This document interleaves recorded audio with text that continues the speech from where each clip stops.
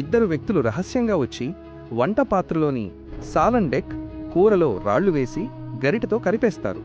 సరిగ్గా అదే సమయంలో ప్రధాన వంటవాడు చౌదరి దగ్గరకు వెళ్ళి ఆర్డర్ గురించి మాట్లాడుతుంటాడు. చౌదరి ఇలా అంటాడు, నీ వంట నాకు నచ్చితే పెళ్లి వంటల ఆర్డర్ మొత్తం నీకే ఇస్తాను. అప్పుడే చౌదరి, మరో వ్యక్తి కనిపించడం లేదేంటి అని అడుగుతాడు. వెంటనే ఆ రెండో వ్యక్తి పరిగెత్తుకుంటూ వచ్చి, క్షమించండి, నా పాత్రను సిద్ధం చేసుకుంటున్నాను, అందుకే ఆలస్యమైంది అని చెబుతాడు. అప్పుడు చౌదరి, సరే, మీరిద్దరూ వండిన వంటలను తీసుకురండి, తిన్న తర్వాతే నిర్ణయిస్తాను ఆర్డర్ ఎవరికివ్వాలో అని అంటాడు. అప్పుడు ఆ యువకుడు, సార్, ఆర్డర్ నాకే ఇవ్వండి, నేను చాలా రుచిగా వండుతాను అని అతిగా నమ్మకం ప్రదర్శిస్తాడు.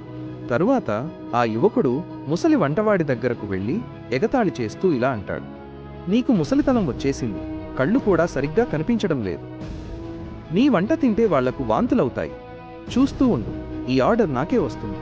దానికి ఆ పెద్దాయన ప్రశాంతంగా, నీకు తెలియదు, సింహం ముసలిదయ్యే కొద్దీ దాని అనుభవం పెరుగుతుంది అని సమాధానమిస్తాడు. ఇద్దరూ తమ పాత్రల నుండి కూరను తీసుకుని చౌదరి దగ్గరకు వెళుతారు. ఈ ఆర్డర్ ఎవరికి దక్కిందో చూసే ముందు, ఆగునైనా, నన్ను చూసి విస్మరించదు, లేకపోతే నీకు చెడు సమయం వస్తుంది.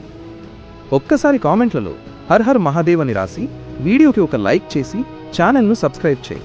నీ ప్రతి కోరిక నెరవేరుతుంది. చివరికి ఆ ఆర్డర్ అంకుల్కే, పెద్దాయనకే దక్కుతుంది. ఎందుకంటే ఆ యువకుడి కూరలో రాళ్లు వస్తాయి. అసలు విషయం ఏంటంటే వెయిటర్ ఆ పాత్రలను ముందే అటు ఇటు మార్చేసి ఉంటాడు. అందుకే అంటారు, మనం ఇతరులకు ఏది చేస్తామో అదే మనకు తిరిగి వస్తుంది.